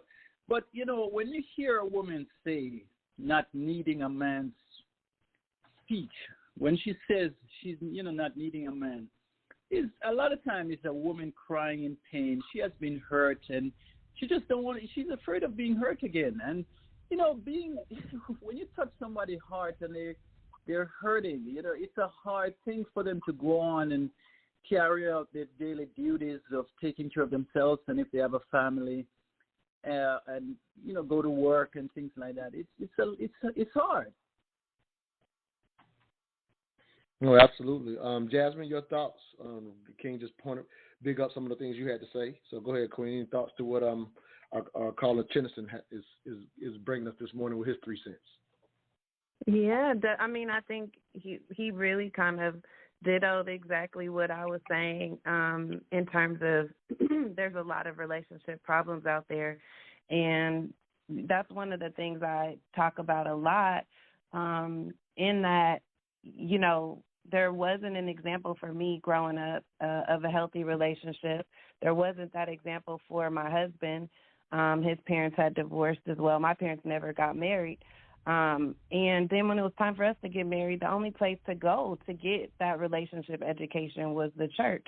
And that was really more from a spiritual standpoint and not from a, kind of relationship, psychology standpoint. And one of the things he also said was that people are hurting.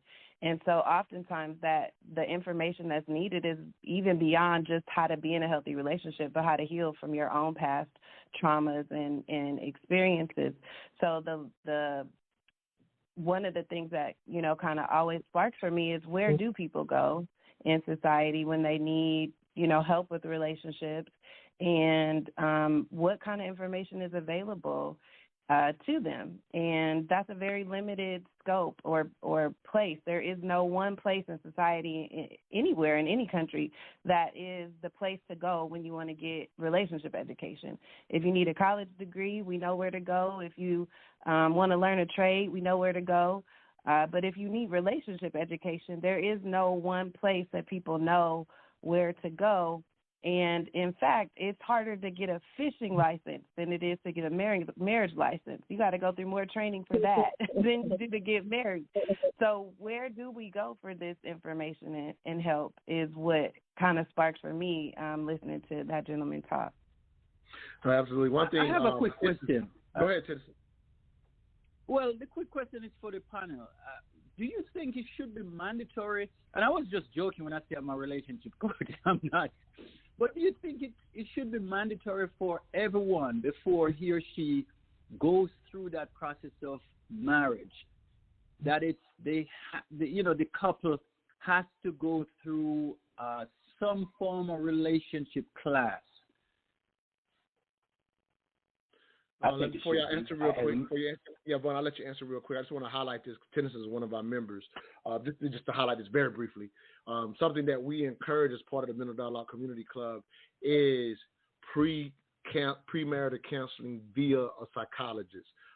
Nothing to take nothing away from spiritual counseling that people will get prior to their marriage, but we highly encourage that people take those steps with a professional in addition to their spiritual, or if that's part of what they do. Go ahead, Vaughn. I'm sorry.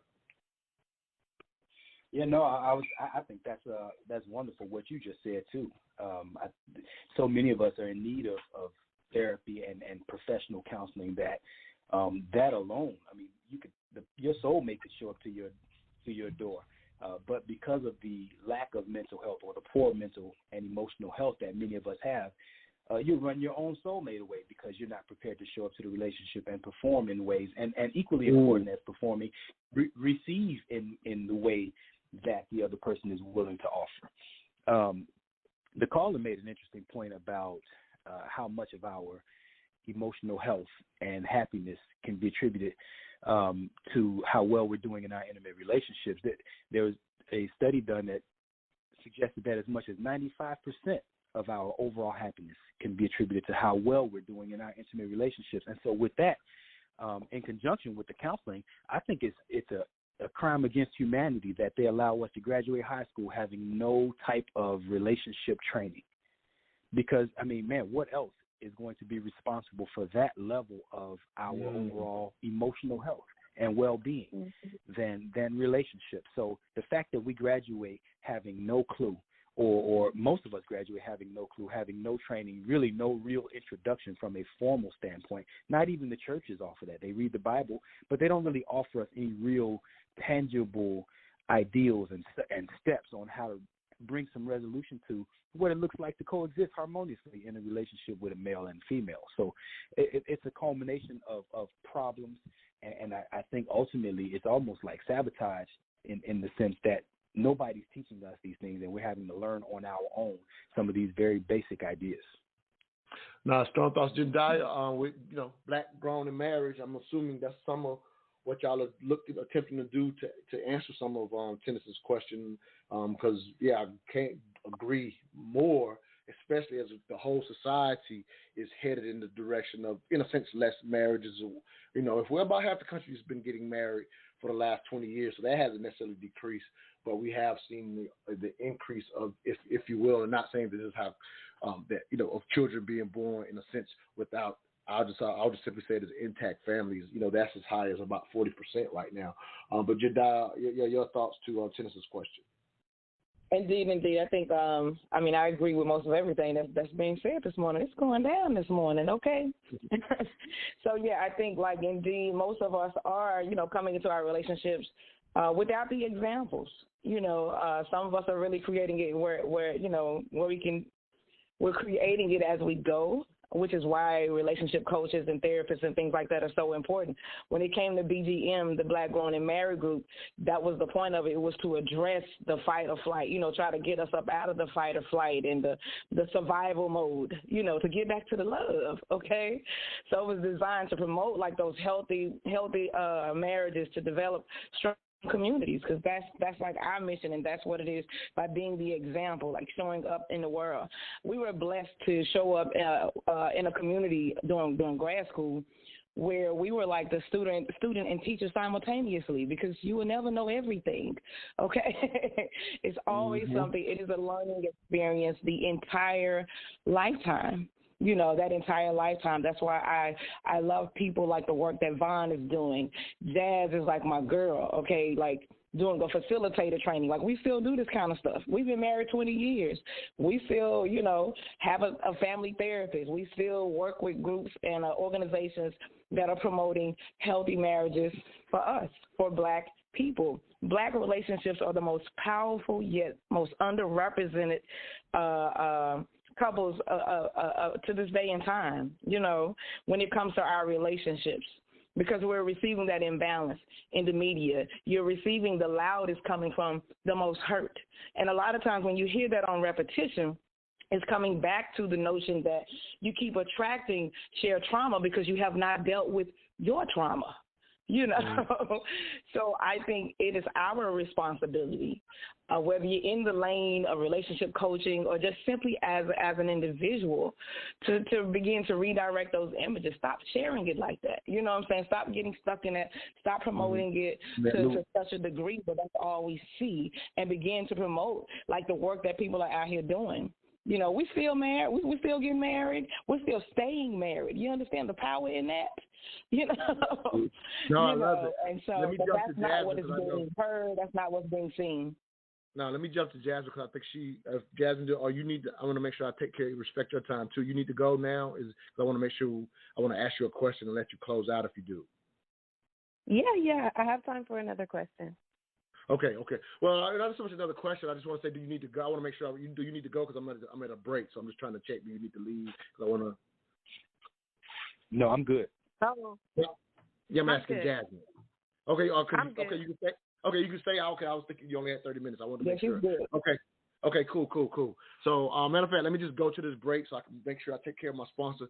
Great question, Tennyson. I'm gonna ask an extension of what you gave us with your 3 cents, and then we'll get to 048 coming out of the break. Thank you for your 3 cents this morning, Tennyson.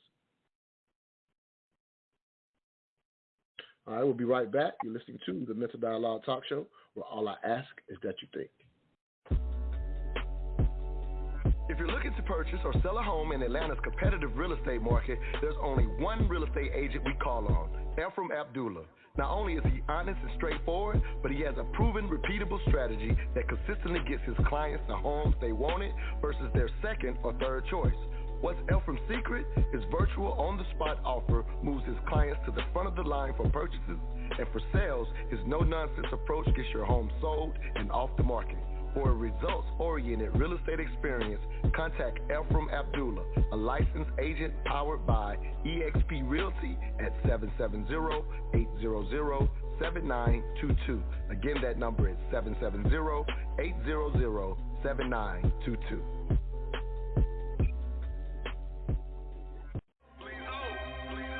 Are you intimidated by money? While this is a question most people never think to ask themselves, but when forced to think about it, many people realize they have unrecognized fears that truly affect how they deal with money.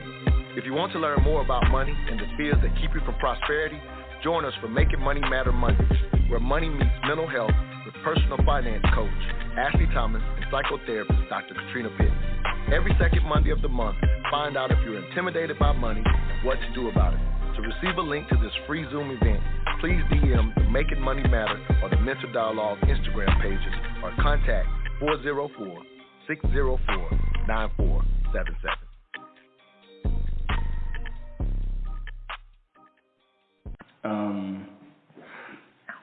Why do you, not you, but you, the bigger you, have such pseudo-masculine expectations of black men? And that involves like the whole big dick, 6 figures, 6 foot. Some women are like, he got to run a 4.5 even. Like they're specific to how fast a nigga run. Thug / intellectual / eclectic / this / that. Like, why do y'all think it's okay to project those expectations on us?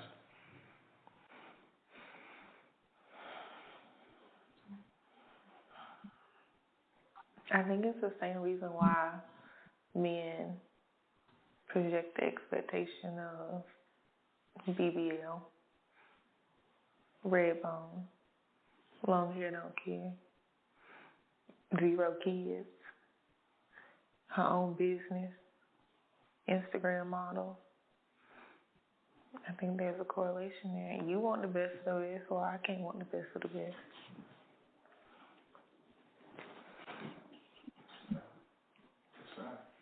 I think we both have unrealistic expectations for each other.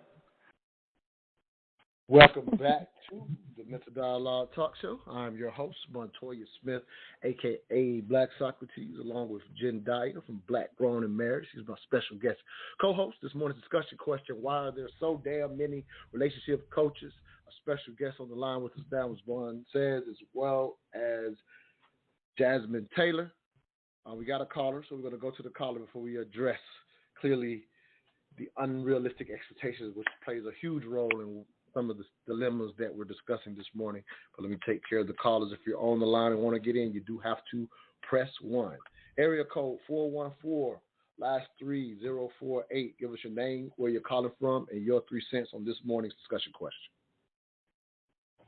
Hello. Hello. Hey, Ma. Yes, listening in at y'all.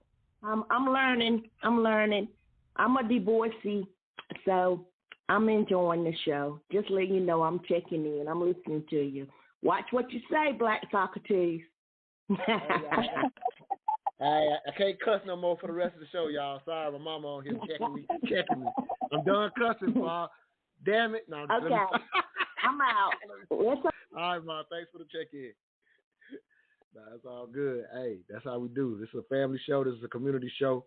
Every Saturday is how we doing. We got another caller. Let's get to the next caller as well. Area code 661, last 362. Give us your name, where you're calling from, and your 3 cents on this morning's discussion question. Hi, my name is Ty. I'm from California, and I'm a bit nervous. Oh, Ty called in. Oh, I'm sorry for. Hi. I probably shouldn't embarrass you since you said you're scared to call in. Yeah. I'm a bit nervous, but I hope you guys work with me. No, we will work with you. I'm so glad you called in. Thank you so much, Queen. I literally was going to play your message for the next break, but now that we have you live in 3D, we'll just let you take it away. Thank you for calling in, Queen. Okay, thank you.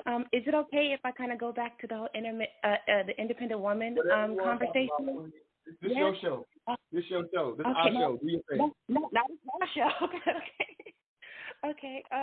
So kind of to speak on what Ayala said about the whole independent woman. And I think that you mentioned a bit of how, for like a lot of men growing up in households, how they don't have that father figure.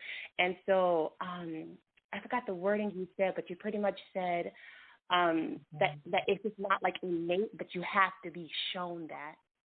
And I agree, manhood does have to be shown, but I think that sometimes people also don't kind of reflect on that also has to be shown to the women too. And so I think that when people say necessarily, okay, I don't really need a man, I think how I kind of hear it, I think some people hear it as hurt or they're broken. I think it's that too, but I think it's also this lack of understanding of the depth of what a man is because they haven't been shown that either. And so if they're just kind of encountering, so like if that's like that foundation, and let's say they weren't raised in a home to where they don't see a man, it's like, okay, well, you know, I can't really seek out manhood because I don't know what that is. But I think in our community we will excuse maybe like a guy saying he's kind of like struggling to kind of to get to his manhood because he hasn't been shown it. But I think that sometimes we put more language on, you know, women being like hurt and broken instead of saying, no, well, she can't see it either. She doesn't see it either. Mm-hmm. And so then I think another speaker mentioned, you know, we as men, we know the value of women, but he said we're able to express it based off of desirability, but not necessarily how we truly need them. And I think that's a part of people's journey. And I think that, you know, men will say, okay, well, you know, yeah, this is like, you know, my manhood journey, and maybe at times I did exploit people, but I think from the other lens, there were other women on the other end of that exploitation. And so when women are on the other end maybe of that exploitation during a certain period of time, and let's say whether it came from like her childhood, her 20s, her 30s, or however long, they've been on that receiving end. And I think naturally, I think a lot more women tend to be more expressive than men. and kind of talk more. And I think sometimes men don't talk as much, and so therefore we get a lot of how women may feel. And so when women will talk to other women, so even if it's not your story, you're able to talk to other women and say, hey, this is what I've been through, you know, and this is the only experience I have with them. And then I think maybe when guys get older, it's like, okay, yes, I'm really ready to, you know, really value a woman or, you know, be there kind of like, you know, with her and for her. But I think people don't look back on that person's journey and say, well, what is this woman's understanding of, you know, of having a man or what a man is? And I think that sometimes in our community, I think we have to lead with a lot more compassion and love and making sure that if we're saying, okay, well, this person is independent because she has to be, I feel like that should be a sad thing to people. I don't think that should be. Sometimes what you may see online is there's a really negative undertone of, and I don't think that what we see online is real. You know, I just think that it's just people doing their marketing, and I think that people are just exploiting a lot of pain for profit. But when we allow the image of, you know, the independent woman and she's single, and then you'll hear people say, oh, well, because there's not enough men, or, oh, because a lot of them are incarcerated, or a lot of them have died early, you know, and all these things. Isn't that sad? Like, that's sad. Mm-hmm. Like, you'll have people really be like, wow, this person is single, and but not say, yeah, because their counterparts are dying. Their counterparts in jail. That's not nothing to laugh at. That's something to feel like, wow, that's the reality of that. And I don't know if it's in our community to where we choose to maybe like make jokes out of certain things. But I do think that we should look at that in a more of a compassionate lens and really watch the language that we kind of put out there about describing some of the things that do happen in our community. And then, and I'm so sorry if I'm... No, you're done. You're doing amazing, Queen. I know it's your first time, so I'm glad you called in. Let me say this, and I got another caller as well. So I love everything that you got. I want to highlight what you're stressing, is because we are, in a sense, the mental dialogue show, and the ultimate idea is, you know, in a sense, I always say you can't act right if you don't think right. And so in order to think right, you got to deal with the psychology. So I love the perspective you're bringing about seeing it as a strong thing, because here's been the reality of why you only hear quote unquote strong, independent women attached to black women. So our trauma, the trauma that can be passed down genetically or whatever, has been passed down such that instead of seeing it as you said, hey, this is a sad thing that this person had to get to this space and do it on their own, our trauma, we in turn put the strong black woman who was doing it by herself on a pedestal such that, you know, me as a young man did the same thing. And we've done shows specifically on the detriment of the strong black woman and what it means and where it came from. And we don't, you know, we've done those shows. Go back and listen to those shows. But I just wanted to highlight the perspective of shouldn't we see it as a sad thing is something that is worth thinking about. It is a seed. Whereas even on the shows where we said we don't want, even black women said, I don't want that title anymore. But you're going one step further, saying the compassion of seeing it as a sad thing is, I think, worth exploring because it's a realistic perspective that can, in a sense, no longer let the media or social media announce this thing, and we have to, and now we wouldn't have to overcome it because we're like, that's not the space that we want to be in, because it doesn't make a good situation for the next generation, because that's not sustainable. We've lived out an unsustainable period, and we've accepted and even applauded messaging that did not fit us due to our trauma. So that's what I hear in what you're saying. So thank you so much for your thoughts. Appreciate you, Queen. A beautiful 3 cents for your first time calling. Please continue to be a caller. Thank you. Bye. No, absolutely. I got one more caller. Let me take care of these callers because I had some of them waiting. Some of them didn't get into this morning. All right, I can't see your number, but brother, you got a minute and a half before we go to a break. So give us your 3 cents this morning on this morning's discussion. Why are there so damn many relationship coaches? Thank you for calling in. Give us your name and where you're calling from. Yeah, Hotep calling from East Coast. Thank you. There are a lot of relationship coaches because there seems to be a need, but a need isn't always one that actually exists. The big issues I think the community has is the white Jesus, because for black people in most countries, that is the leader of their KKK mindset. And when you have an opposing group, when you're the original Homo sapiens and you're worshiping somebody that's basically your child, what happens is relationships, business and personal in terms of, sexual and marriage, often have problems. If we could deal with the white Jesus and put him away for permanently, that would remove a large group of our problems, the coonery, the selling out, some of the depression. We can't figure things out because we're looking at the wrong character. And I've seen this in so many relationships, including some of my own family members. And thank you all. I hope I didn't hurt anyone's feelings. And I hope you all have a great year. And Black Power, Pan-African Power, Ashe, Amanla, Hotep, and Amen, which comes from Amun Ra of Kemet, Egypt. Thank you, brother. All right, brother. We welcome a gumbo of opinions. We will challenge those opinions from time to time. Unfortunately, we are up against the break, so we won't get a quick, immediate response. But if anybody, JENDAYI or any of our guests want to have any thoughts about what Ty or the brother Hotep had to say, we'll get their thoughts coming out of break. We'll be right back. You're listening to the Mental Dialogue Talk Show, where all I ask is that you think.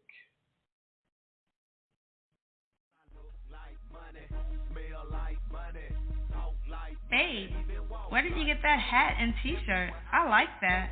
Oh, I got this at moneymotivation.com. It's fresh, right? Yes, and I love the message on it too. You are the hustle, huh? That's what the shirt says. I am the hustle. They embody the entrepreneur spirit, and what I like the most, it's more than a brand. It's a lifestyle for those who want to put in the work and expect to have the finer things in life. I also follow them on Instagram. Check this post out. If you believe money is the root of all evil, you're using it wrong? Or how about this one? Excuses make $0 an hour. I like those. What's their IG? At moneymotivation.co. But do they have any ladies' gear? Yes, you're going to love the clothing line they got for the ladies. Matter of fact, pull up their website, moneymotivation.com, and I'm going to get you a few things so we can both look like money. Everywhere I go, and everywhere I be, I don't even talk, they still know it's me. Cause I look like money, smell like money, talk like money, even walk like money. LNG Technology Services, we are your industry leader in aircraft and heavy equipment repair services. In commercial business for over 15 years, LNG technicians have over 150 years of equipment-specific knowledge and are known industry-wide for returning worn out, broken, and overused ground support equipment back to the user in working better than new conditions. For a service job done right at a value unparalleled in the industry, contact LNG Technology Services at 478-781-4860. Again, for a service job done right, that number is 478-781-4860. LNG Technologies is a Mental Dialogue Gold member and proud sponsor of the Mental Dialogue community. If you have a product or service you would like to get out to the smartest audience in all of radio, please contact me again directly at 404-604-9477. If you're an individual listener, make sure you are sharing the show. You can share it. If you're listening via the link, share it with others and say, hey, get in on this show every Saturday morning where we talk to our community, and you too can support at mentaldialogue.com. I will tell you, individual supporters are what keep us going. We definitely appreciate the sponsorships, and they get us through a couple of months here because, again, as I always like to highlight, it is not free for us to do this, so we definitely need your support to keep intelligent radio on the air. This morning's discussion question: why are there so damn many relationship coaches? Special guest co-host JENDAYI, as well as special guest Juan says and Jasmine Taylor. JENDAYI, Queen, if you will, I think you had a question you wanted to kind of get out there just to make sure that we are wrapping up this morning's discussion. So I definitely want to make sure we get to your question. But before I do that, let me just quickly with Jasmine just to see if she had any thoughts about what our last two callers had to say, because I know we didn't give them a good response due to the break. Go ahead, Jasmine. Any thoughts about what either of the callers had to say? Yeah, I think a couple of things. One, the young lady who called, loved everything she had to say. I think she hit on some important points. One of the things I think we can all resonate is just how painful it is. Like she said, this reality that faces our community that doesn't face other communities in the same way with the same level of impact or for the same reasons is deeply sad and deeply tragic. I think I started out talking about how, people are often, dealing with this relationship field and they're thinking it's about their own marriage, their own happiness, their own happily ever after.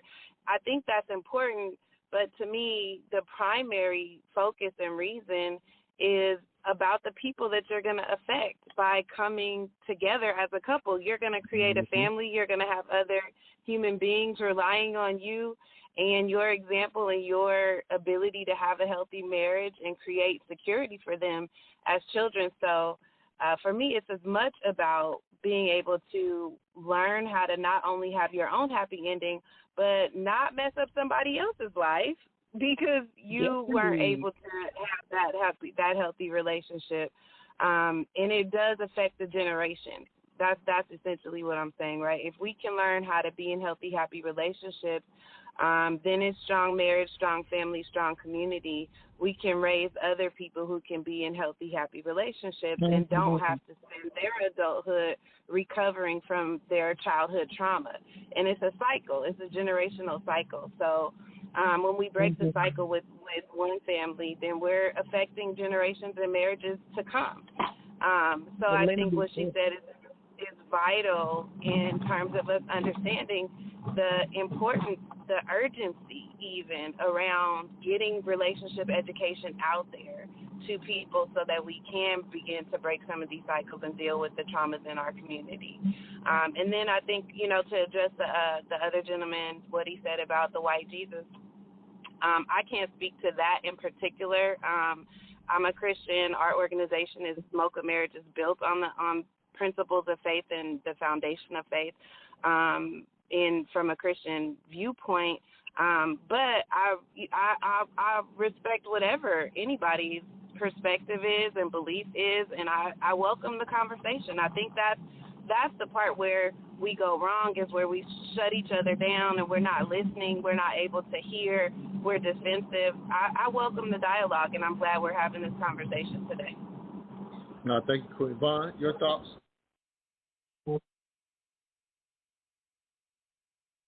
Vaughn, did we lose you? We may have lost him. Hold on, let me bring him back live. Okay, we got dropped off. All right, go ahead, King. Your thoughts? Yeah, I don't know, man. I think there's just so much.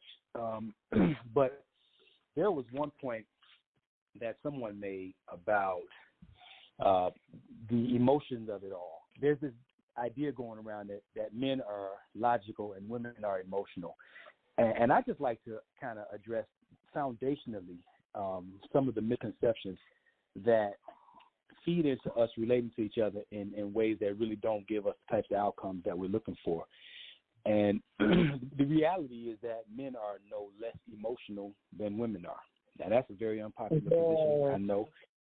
But the reality is, we may be emotional about different things, but there's nothing logical about shooting up the club. There's nothing logical about stepping because you stepped on my shoe, or punching holes in walls, or all kinds of different responses that men have to the different stimuli that we respond to. So just the understand. And then there was a study some decades ago, I want to say maybe in the 40s, where they did this experiment on babies in the hospital, where the nurses were instructed to not pick up the children, not show them any nurturing or loving or any affection, just to feed them and bathe them and change them. And within, I think, about 3 weeks, about 90% of all of the infants died. Was it just the females that died because of the lack of abortion? No, it was the males and the females that overwhelmingly died because they didn't have that nurturing, loving touch. And so when they tried to recover and start being emotional and affectionate with the other remaining children. Most of those died too. Is that that just shows foundationally that the male and female are both in need of affection and love and all of that other sappy, soft stuff that we talk about that we think only women need. And so again, I'm just addressing foundationally that we need a new understanding with how we're supposed to relate to each other, and at the apex of that understanding is the idea that men and women aren't nearly as different as what we've been encouraged to believe. Jendayyi, I know we only got 5 minutes, so just maybe I don't know if we got time to answer a full question, but I know I wanted to, believe it or not, I wanted to highlight that same question myself. But I think if you want to try to bring it to the table or give another thought, sure, go ahead, Queen. We only got 5 minutes. We got to get your public information out as well. Indeed. So, Vaughn, that was on point. You're doing it for me today, okay? So really quick, I wanted to just throw out there and I posted this in social media and got some different responses. So I will pose it to the guests, and if we got time, we'll pull somebody in briefly. Okay, is being single a strike against being a relationship coach? You ladies and gentlemen are in the field, so like, what are your thoughts on that? Is that for me? Yeah, it don't matter. Either one of you can jump in. We only got a few minutes. We got to make it quick. We probably won't get there both of you. Well, I will say this. I think that, again, as I said at the top of the show, that there is a level of fluidity that is required in a healthy relationship that most people that aren't in a healthy relationship simply cannot relate to.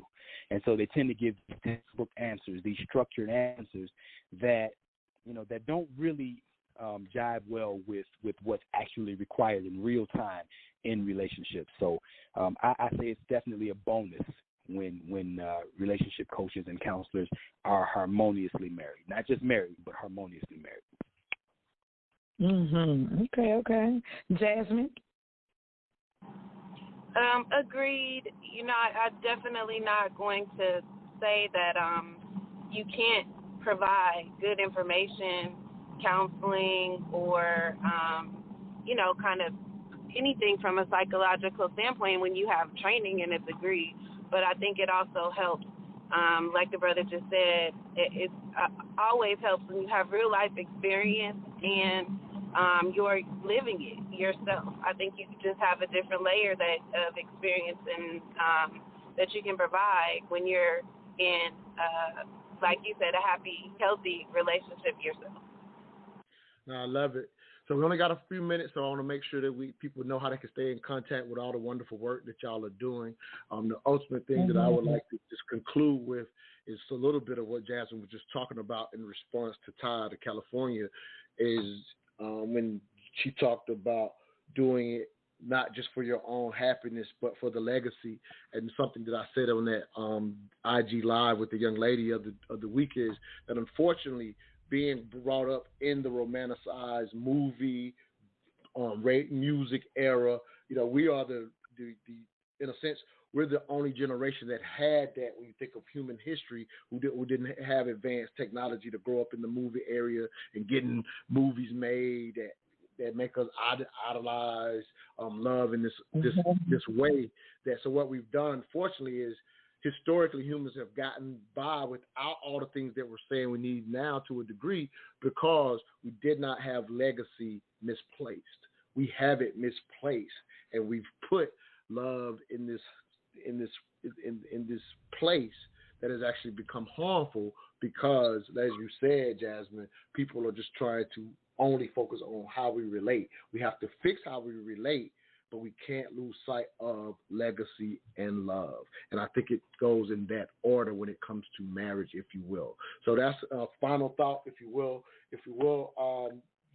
Jasmine, we'll let you go. Let them know how they can stay in contact with the work that you're doing, how people can follow you.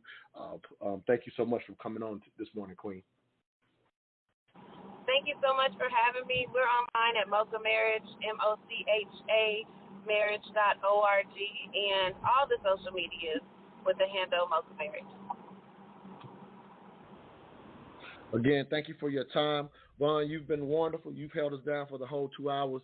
You've been killing the king. I will make sure you and Yonci get connected. Again, love making on-air requests because we're not just a talk show. We are here to build this nationwide virtual neighborhood where African Americans learn to trade ideas, goods, and services through solution-focused conversations such as this.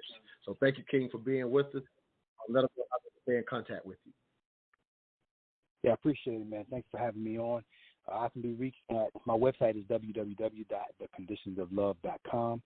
That's theconditionsoflove.com. My email is info@theconditionsoflove.com. Everything is at theconditionsoflove.com because love is conditional. People don't like that. A lot of people want unconditional love. And for those of you who want unconditional love, I sell Doberman Pinscher puppies. But for those of you who are looking for real love, you better get yourself right and learn how to not only the condition, but also offer the conditions. Thanks, fam. I appreciate you having me. I love it. Black, Grown, and Married. Say the website. We got to go. We got 15 seconds. Indeed. There is not a website. It is a private group in Facebook. Simply send me an invite at Black, Grown, and Married. Love it. Amazing show. See y'all next Saturday. All I ask is that you think.